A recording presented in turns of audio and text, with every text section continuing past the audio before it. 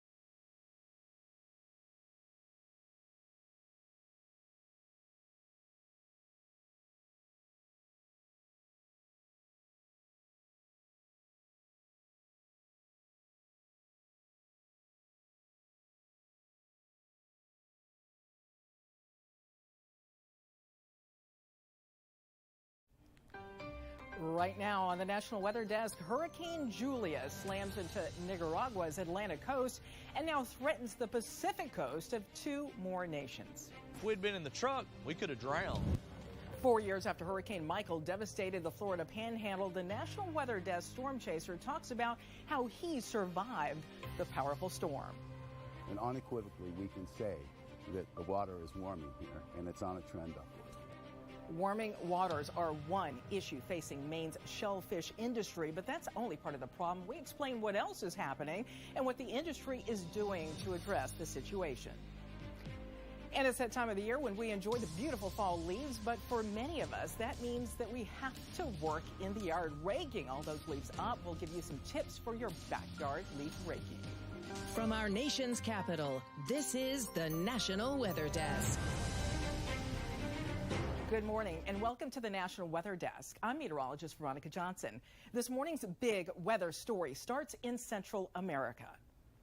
That's where Julia made landfall on Sunday as a Category 1 hurricane. It slammed into Nicaragua with 85-mile-per-hour winds, and it dropped 6 to 10 inches of rain. Several thousand people were evacuated from low-lying coastal areas. Julia is now a tropical storm threatening the Pacific coast of El Salvador and Guatemala. In Venezuela, at least 25 people are dead after days of heavy rain triggered a landslide. More than 50 people reported missing and believed trapped in their homes from the mud. Search and rescue efforts are underway in the region, which is not far from the capital of Caracas. Fort Myers Beach residents were allowed to see what's left of their homes over the weekend. That was the first time that they were given access since Ian struck. Many found little left of their homes, with only one access road open. The traffic was said to be worse than during a busy tourist season, and everyone has to be off the island by 7 p.m. when the curfew begins. Meantime, dive teams are busy in Lee County. They are searching the water for submerged cars, boats, and other large debris. It's all part of the recovery efforts in the hard-hit county. 20,000 customers in Lee County are still without power this morning. Well, 4 years ago today, Hurricane Michael slammed into Mexico Beach.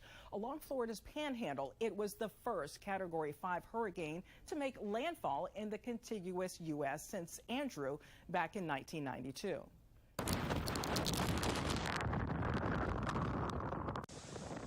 As the most intense hurricane to ever strike the U.S. in October, Michael came ashore with estimated 160-mile-per-hour winds and a 17-foot storm surge.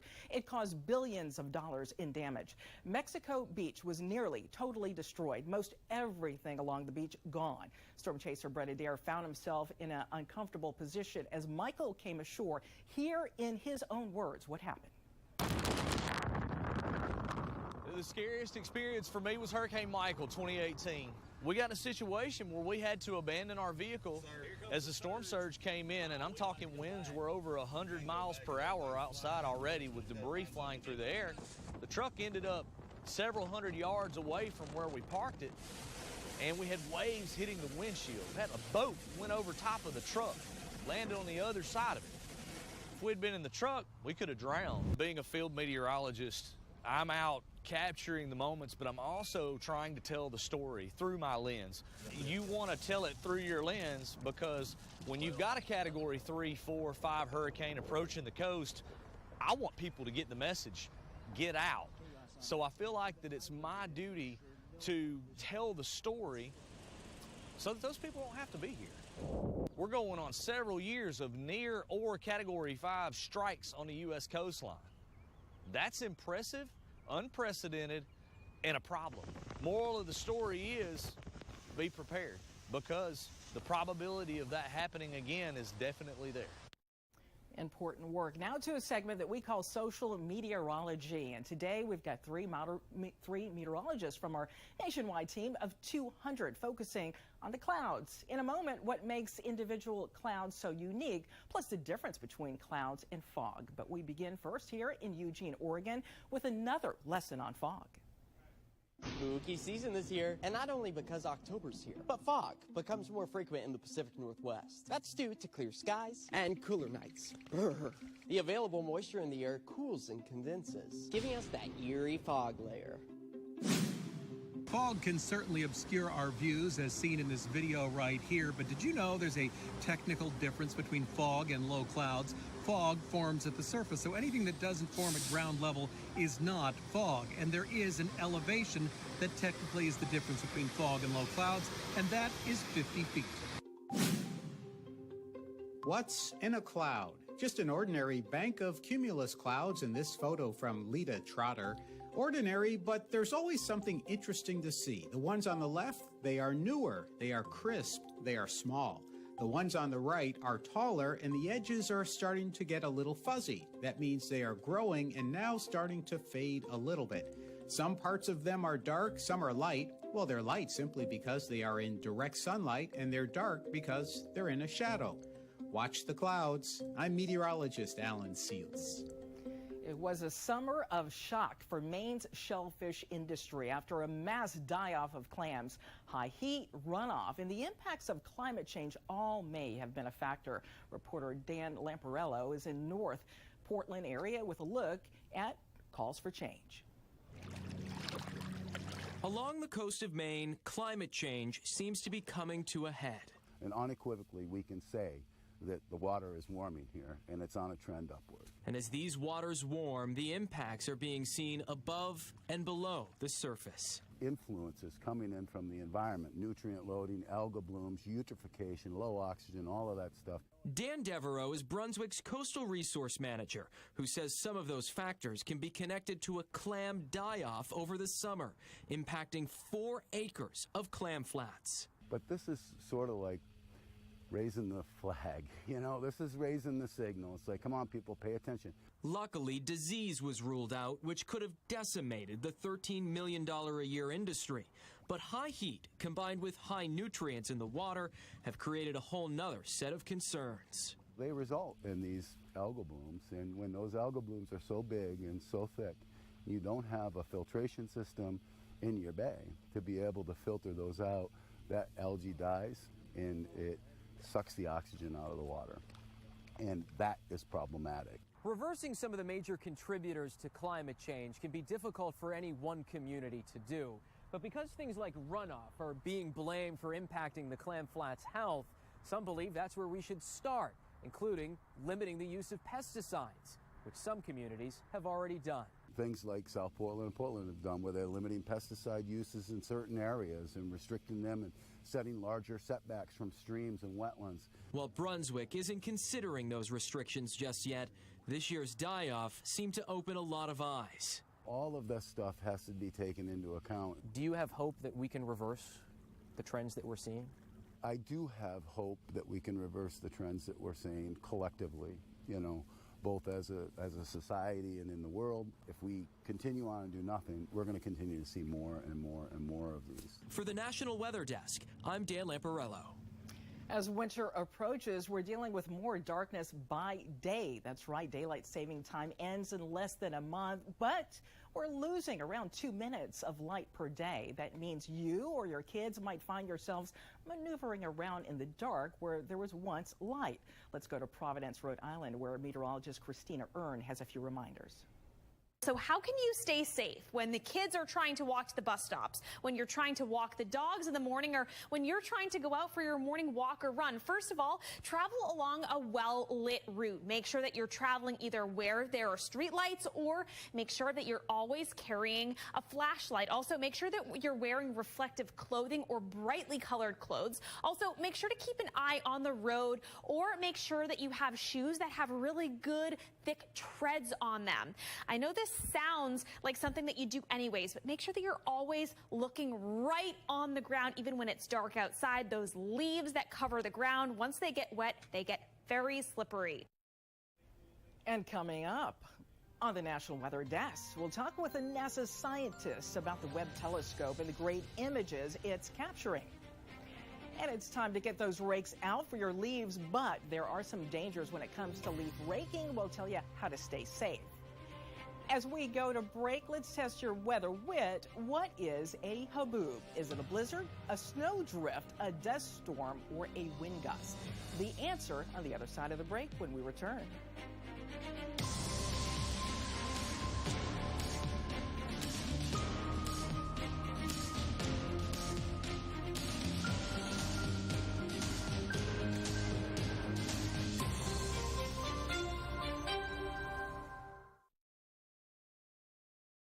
Hi everyone, I'm meteorologist Charlie Lopresti with a look at the Northeast. The Northeast will have a wide range in temperatures on your Monday here. Temps are running the 50s north, 60s to near 70s south. And the reason for that, we have a stalled out little front. Notice some clouds, chance for showers, especially in New Hampshire, Maine, perhaps into Massachusetts. That's going to be moving out. And then as we go into Tuesday, our warm-up begins. I mean, look at this. Temps will be in the 60s to possibly near 70 degrees, and that will extend into Wednesday. Enjoy. I'm meteorologist Jonathan Myers, and here's a look at the Mid-Atlantic region. Temperatures starting off on the chilly side. Lots of 40s and low 50s for the commute into work. As we head into the afternoon, highs getting back into the 60s to near 70, so not too far from seasonable, but we'll still stay cool with a good deal of sunshine all the way from Pennsylvania through Maryland, Delaware, and down into Virginia. Out of fair weather high pressure, our latest weather maker. That's the scene here. I'm meteorologist Vitas Reed. Here's a look at your highs for today. We're going to continue to see those temperatures in the mid-70s as you get through Raleigh and Nashville. Also Atlanta, about 75 degrees. Those 80s holding on as you get into South Florida. 88 in Tampa, 86 in West Palm. Jacksonville, about 85 degrees. It looks like plenty of sunshine across the southeast. A few spotty showers possible with a little bit of that tropical moisture building in. But for the most part, I think most of the southeast is going to enjoy some clear conditions through the day.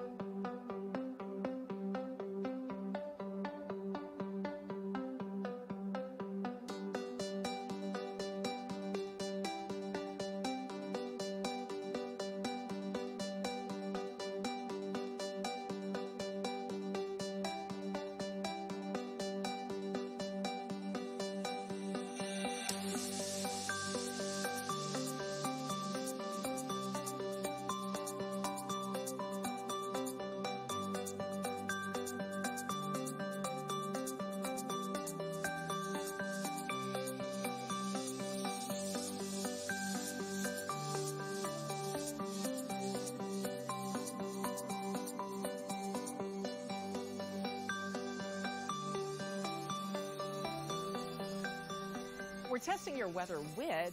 Before the break, I asked, what is a haboob? Is it a blizzard, a snowdrift, a dust storm, or wind gust? The answer, a dust storm. Haboob meaning to blow. Now let's check to see the weather in cities across the country today. We start in Green Bay, Wisconsin, with a view of Lambeau Field. In Green Bay today, mostly cloudy skies. They'll have more clouds moving in with an afternoon temperature of around 65 degrees.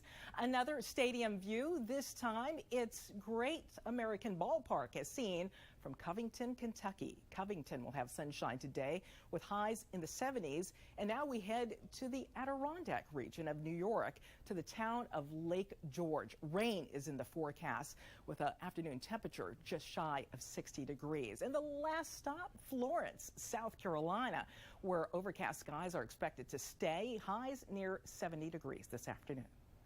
Well, the Webb Space Telescope has been sending back some incredible photos of the universe. As the largest optical telescope in space, it picks up objects too distant or old for the Hubble telescope. I recently spoke with a NASA scientist about the important work the telescope is performing. The telescope is sensitive to heat light, what we call infrared light. And so all the images you see from Webb are not things you could see with your eye. It's actually invisible light. It's actually heat light coming from these very distant objects. And so just a few months ago, we had the first release of our observations, and we knew the public was really excited. They were really interested in what was going on. So these were even fairly fast images. We didn't even take all that much time to make them, just a couple hours exposure, looking at different objects in space. And we found things like the farthest galaxies ever seen. We saw inside these nebulas, these clouds of gas and dust where stars are forming. And we also started observing the atmospheres of planets around other stars. Amazing. The Webb actually has the ability to read the chemistry of atmospheres of planets around other stars in the sky. And then, of course, there's also things that are closer to home. I mean, to me, some of the things that really resonated were the images we took of the planet Jupiter and also the planet Neptune. And I think both of those are just incredibly beautiful images. And honestly, nothing gives me more goosebumps than the Webb telescope and what we're getting from it, like never before. And so deep, and looking back into the past, it's crazy. I read that we're discovering new galaxies. In every image. No, I mean, we're talking millions. I mean, it's the incredible thing is that, like, say, we took a picture of Neptune, last week. And Neptune is the brightest thing that you can see in the image. But if you look very closely, there are tiny dots behind Neptune. And those are actually very, very distant galaxies that are kind of photobombing, sort of saying, hi, here we are, because Webb is actually sensitive enough to see them.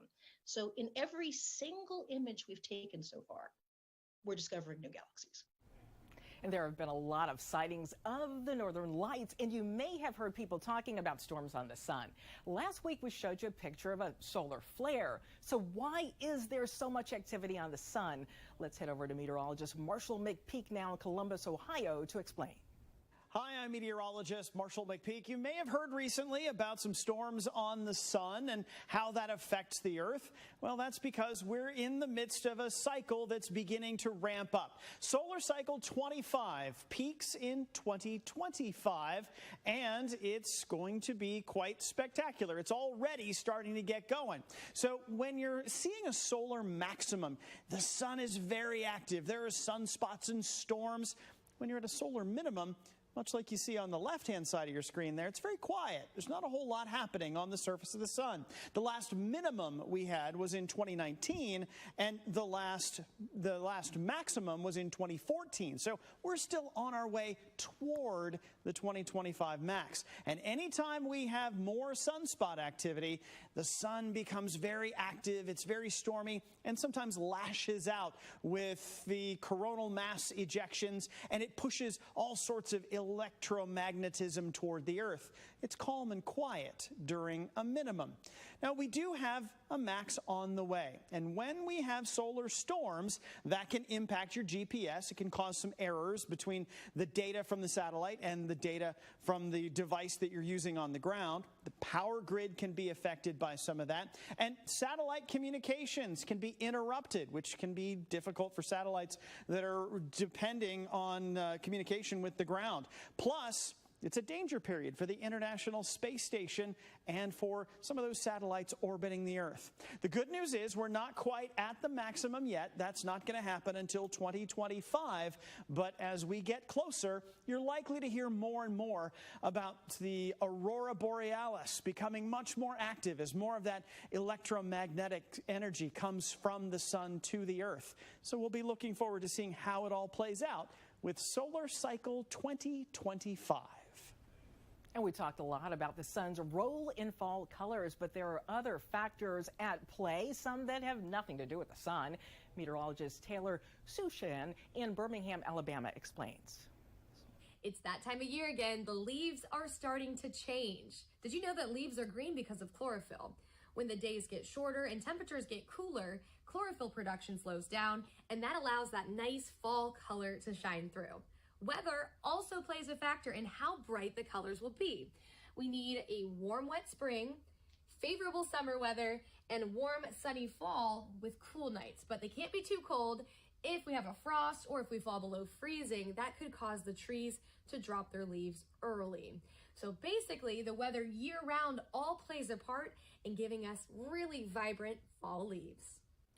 And here at the National Weather Desk, we're enjoying the fall beauty as it unfolds, but eventually those leaves will be on the ground, and many of you may have a hefty job of getting them cleared away. So we go now to San Antonio, where meteorologist Chris Sushan has more about raking leaves as we head into the cooler months. The time-honored tradition of raking leaves. It is backbreaking work, and it's usually multiple rounds through the autumn season as those leaves are swaying with those cold fronts, dropping their leaves, and it feels like it's an endless supply. And needless to say, sometimes you can feel it in your lower back and shoulders afterwards. It's a good workout. Well, here's the reason why. An average mature oak tree holds about 200,000 leaves. Now, 360 of those leaves roughly equals about 1 pound in weight. Now, a single tree holds about 550 pounds of leaves. So you see how the math is adding up to that backbreaking work. And if you sprinkle in a little rain or a little water from the irrigation system, you can multiply the weight of those dry leaves by about 4 times there. That's the reason why sometimes it feels like such a task to get the job done. Oftentimes, perhaps it's chores for the kids to maybe catch yourself a little bit of a break. Any way you slice it here, that's the time-honored tradition of raking leaves and why it is such a job. Good luck to you here this fall season. And take a look at these great photos of the moon. This is a waxing gibbous moon that was captured recently. The waxing gibbous moon is the phase between a half moon and a full moon. Waxing means getting bigger. And of course, we all know the full moon.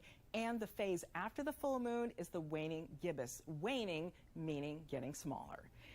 And we'll be back right after this short break.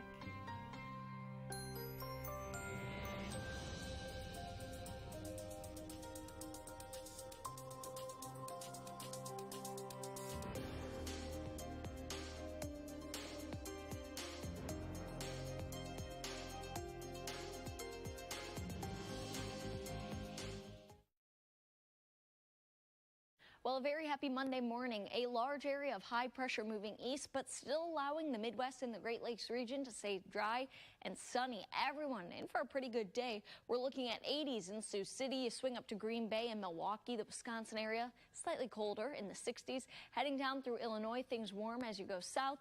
And as you head into the Ohio River Valley, dry in the 70s. Next chance for rain returns Tuesday ahead of an approaching cold front and will linger through the middle of the week. Good Monday morning. I'm meteorologist Joe DeCarlo. We'll look at your forecast across the region on this Columbus Day, seeing more showers and storms across North Texas into southern Oklahoma. Showers and storms, temperatures in the 60s and 70s for afternoon highs. Otherwise, across Texas, low to mid 80s and staying very nice to head towards New Orleans. Lots of sunshine, temperatures right around 80 degrees overnight. A few showers to the north, otherwise partly cloudy. Temperatures mainly in the 60s for overnight lows. Have a great day. The dry, warm month of October continues out west, especially in the Pacific Northwest. At least a little bit cooler today with a weak system moving through Seattle and Portland, which will finally bring temps down a little bit. But back into the 90s today in Las Vegas and into Phoenix. This area of high pressure that's been so dominant over western Washington and Oregon over the course of the fall is going to scoot closer to the Continental Divide, keeping things warm there. We'll see a few scattered showers near the Sierra and the Four Corners today. And that's the scene from here.